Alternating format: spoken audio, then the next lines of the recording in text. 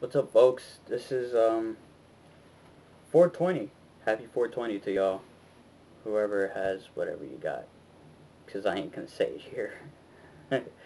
um, this is my up and downs video. Like I said, I'm gonna do a monthly pay-per-view with the ups and downs of every pay-per-view I see.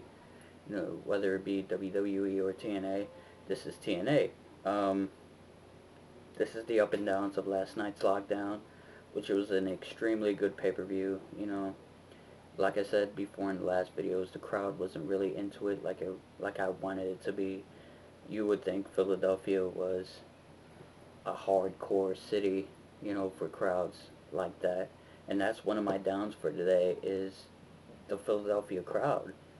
I mean, I was really surprised by that. And, you know, I find it disappointing that every person from TNA that busted their ass in that ring and in that cage wasn't getting respect for it. And, it's I don't know what you say about the Philadelphia crowd. I guess they're still stuck on 96 ECW. I don't know what it is. I mean, but the Philadelphia crowd in some matches were dead, you know, and I think one of the downs for that night was the crowd in Philadelphia. I was gonna leave that for last, but I was gonna make that a priority to just put that out there and you know know that even though I marked out for most of the things that happened on that night, the crowd was like silent, and I was thinking after that, what happened?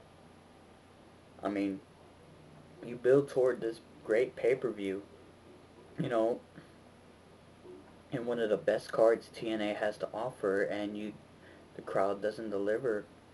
The crowd does not give the reaction that you want it to. I guess it depends on where you are, but you know, other than that, one of my downs is the Philadelphia crowd at lockdown. 4,000 or 6,000, it doesn't matter. You gotta applaud the performances of every person that busted their ass in that ring, in that cage, bled for their company, you know, sacrificed themselves for, the cause for entertaining that Philadelphia crowd, and I just don't understand it.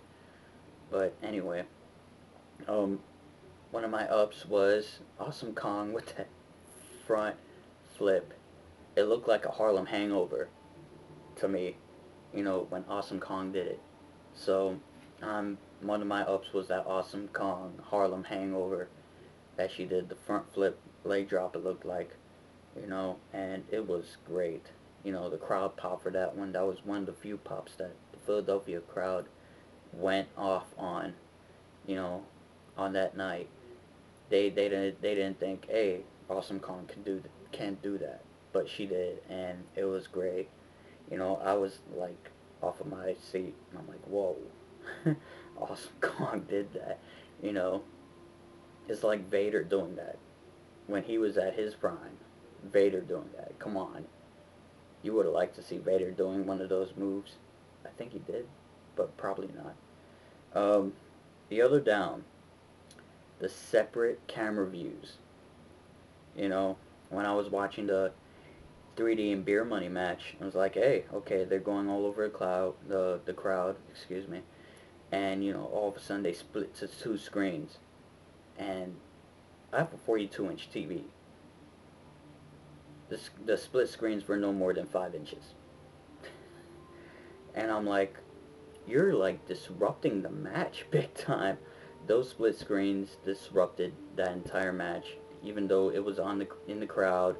The crowd was getting excited for it, and and the other one was the Lethal Lockdown when it went to 6 different camera angles, and all you could see, the only thing that was mostly in your view was the Lockdown logo in the middle of your screen.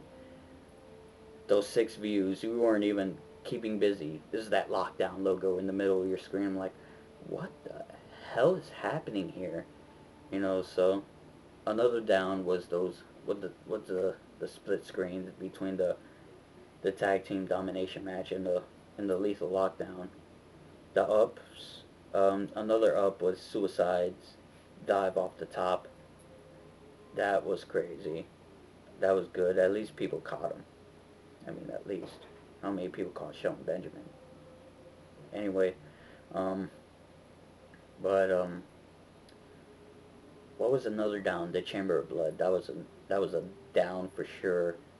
You know, I mean, just the fact that it was predictable that Dr. Stevie, quote unquote, was Stevie Richards, but just revealing that fact was great. He got a good pop out of it, an ECW chant out of it, but that whole match was, going for it, the inevitable, because you knew Matt Morgan going in was going to win, and, Abyss in these days is more vulnerable than what Abyss was when he started, and Abyss was a monster.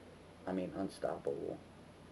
I still consider Abyss one of the best big men in the business, but the way he's acting, the way they got him in this situation, I mean, go back to the Abyss we love. I mean, just devil may care attitude, devil may care anything. Pull out the thumbtacks, pull out, the glass, and, just slam somebody into it and not give a damn whether you win or lose. Don't do that. Um, uh, Another up. The ups were the rest of the matches in the card. The knockdown, the knockdown match, the knockout match. Even though Angelina Love was knocked the fuck out, and like I said in the last video, did a shitty cradle, a la Austin in '97 at SummerSlam. It was just crazy. Lethal Lockdown, AJ diving through the cage, and Sting and Foley, the surprising Foley win in Philadelphia. You know, I'm curious to see where this is going.